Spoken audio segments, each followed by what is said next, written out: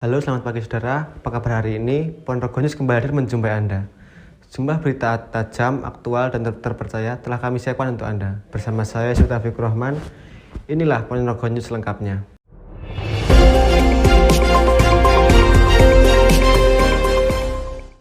Hujan deras yang mengguyur desa Juluh dan sekitarnya pada Jumat malam hingga Sabtu dini hari telah mengakibatkan terjadinya tanah longsor yang salah satunya mengenai rumah warga di Dukuh Tumbul, Kelurahan Juruk, Kecamatan Soko, Kabupaten Ponorogo.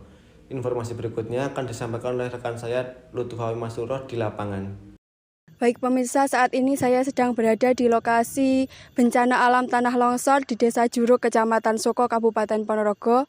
Dan saat ini saya sudah bersama warga yang rumahnya tertimpa material longsor. Sebelumnya dengan Mas siapa? Mas Imam. Mas Imam. Bisa diceritakan Mas kronologi kejadian tanah longsor di rumah yang menimpa rumah panjenengan? Iya, Pak. Sebelumnya itu udah 5 hari ini ada apa itu? Udah 16 lah gitu.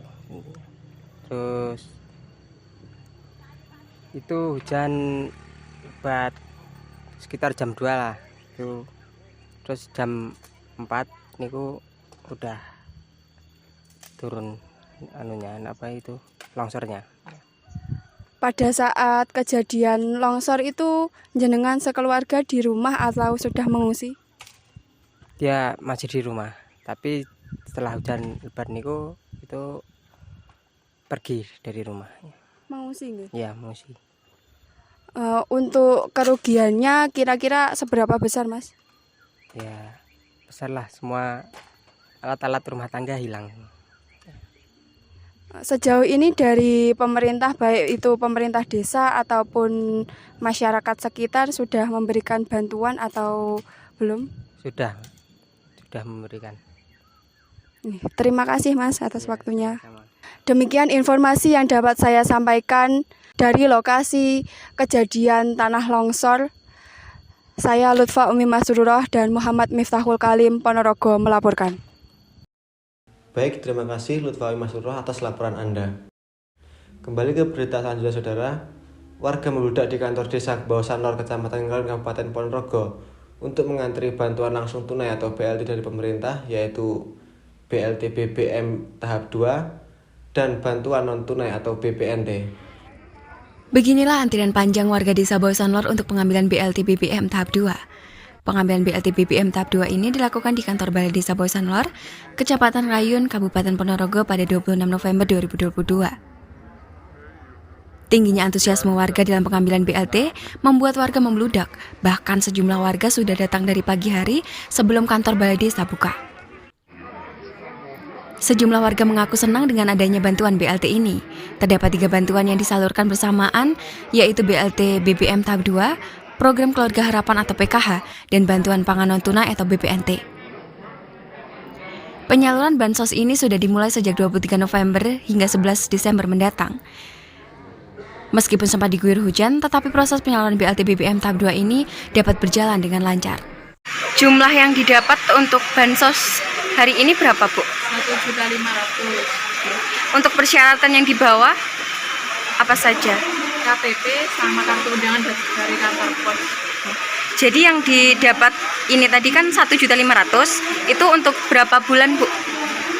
BLT 3 bulan, BPNT 3 bulan, BBM 2 periode, sama PKH lansia. Tanggapan Anda dengan adanya bantuan dari pemerintah ini bagaimana, Bu? Alhamdulillah sangat membantu sekali bagi kami. Winda Dwi, Ponorogo melaporkan. Menjelang akhir tahun tentunya identik dengan liburan. Nah, ada salah satu rekomendasi liburan yang mungkin cocok buat Anda di Kabupaten Trenggalek, yang tentunya menyajikan suasana alam yang asri dan sangat cocok buat Anda yang penat setelah beraktivitas. Penasaran? Berikut ini liputannya buat Anda. Agrowisata Dilem Wilis adalah salah satu destinasi wisata yang ada di Kabupaten Trenggalek. Tepatnya di Desa Dompiong, Kecamatan Bendungan, Kabupaten Trenggalek, Jawa Timur. Nama Dilem Wilis sendiri diambil dari nama pemilik perkebunan di daerah tersebut. yaitu orang Belanda bernama Meneer van Dilem. Maka tak heran jika bangunannya terlihat seperti bangunan zaman Belanda. Sedangkan Wille sendiri adalah letak wisata, yaitu berada di pegunungan selingkar Wille. Di bawah pengelolaan Dinas Pertanian Kabupaten Trenggalek sejak tahun 2016, agrowisata yang memiliki luas 200 hektar ini semakin berkembang.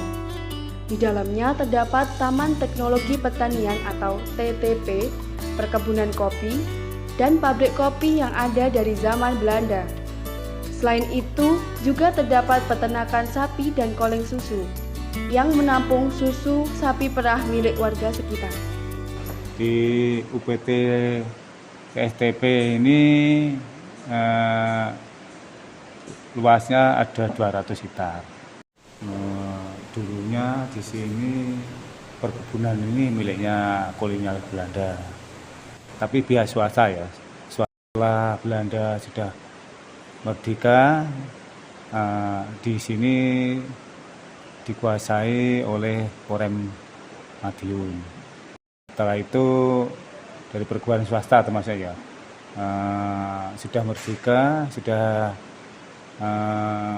keadaan aman, masih dipegang oleh Korem Madiun. Setelah beberapa tahun kemudian diserahkan ke Pemda Trenggalek.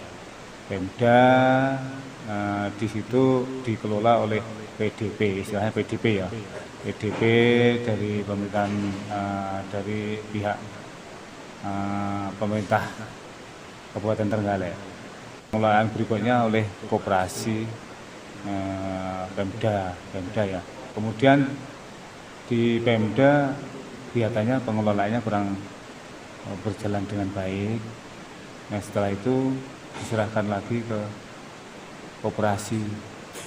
Koperasinya juga berjalan tidak sempurna, ada kurang bisa berkembang, kemudian tetap dikembalikan ke Pemda lagi.